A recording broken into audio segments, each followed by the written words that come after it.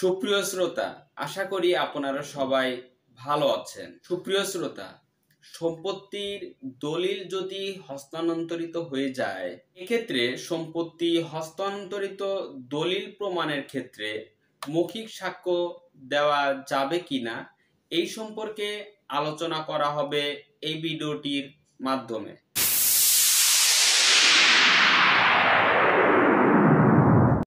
সুপ্রিয় শ্রোতা, আপনারা দেখছেন ল আইডিয়া স্কুল ইউটিউব চ্যানেল থেকে। আমি আছি আপনাদের সঙ্গে মেহেদি হাসান, জসকোট, ঢাকা থেকে। প্রিয় শ্রোতা, আপনাদের কাছে আমার অনুরোধ থাকবে, আমার এই চ্যানেলটি যদি ভালো লাগে তাহলে অবশ্যই সাবস্ক্রাইব করবেন এবং বেশি বেশি করে লাইক ও কমেন্ট করবেন। যদি কোনো প্রয়োজন হয় তাহলে পাশে থাকা মোবাইল নাম্বারে অবশ্যই যোগাযোগ করতে পারেন। সম্পত্তির দলিল যদি হস্তান্তরিত হয়ে যায় তাহলে সম্পত্তি হস্তান্তরিত দলিল প্রমাণের ক্ষেত্রে মৌখিক সাক্ষ্য দেওয়া যাবে কিনা।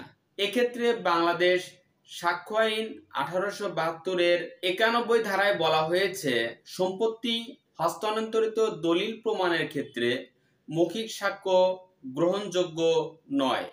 এছাড়াও বাংলাদেশ সাক্ষ্য আইন 1872-এর 92 ধারায় বলা হয়েছে, দলিলের অভ্যন্তরীণ শর্তসমূহ পরবর্তীতে কোনো সময় মৌখিক বা অন্য কোনোভাবে পরিবর্তন, সংযোজন বা বর্জন হয়েছে মর্মে মৌখিক সাক্ষ্য দেওয়া যাবে না। সুপ্রিয় শ্রোতা, একটি উদাহরণ দেওয়া যাক, আশা করি বিষয়টি ক্লিয়ার হয়ে যাবেন। ধরুন, একটি চা বাগান বিক্রয়ের দলিলে বাগানের নকশা সন্নিবেশিত হলো। নকশায় ভুলবশত বাগানের চতুর্দিকের রাস্তা অন্তর্ভুক্ত করা হয়নি।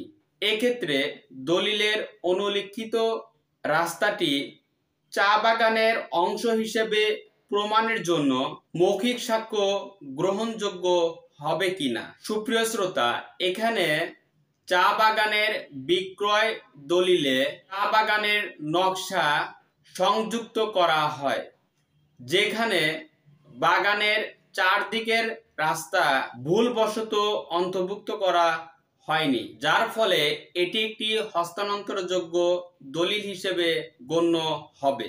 আমি ইতিমধ্যে বলেছি যে সম্পত্তি হস্তান্তরিত দলিল প্রমাণের ক্ষেত্রে মৌখিক সাক্ষ্য গ্রহণযোগ্য হবে না, যার ফলে মৌখিক সাক্ষ্য গ্রহণযোগ্য হবে না, অর্থাৎ মৌখিক সাক্ষ্য প্রদান করা যাবে না।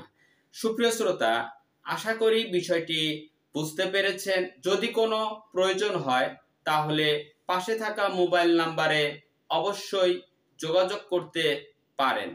সুপ্রিয় শ্রোতা, আপনাদের কাছে আমার অনুরোধ থাকবে, আমার এই চ্যানেলটি যদি ভালো লাগে তাহলে অবশ্যই সাবস্ক্রাইব করবেন এবং বেশি বেশি করে লাইক ও কমেন্ট করবেন। ইতিমধ্যে যারা সাবস্ক্রাইব করেছেন তাদের সকলকেই অসংখ্য ধন্যবাদ। পরিশেষে বলতে চাই, আপনারা সবাই ভালো থাকবেন, সুস্থ থাকবেন। ধন্যবাদ।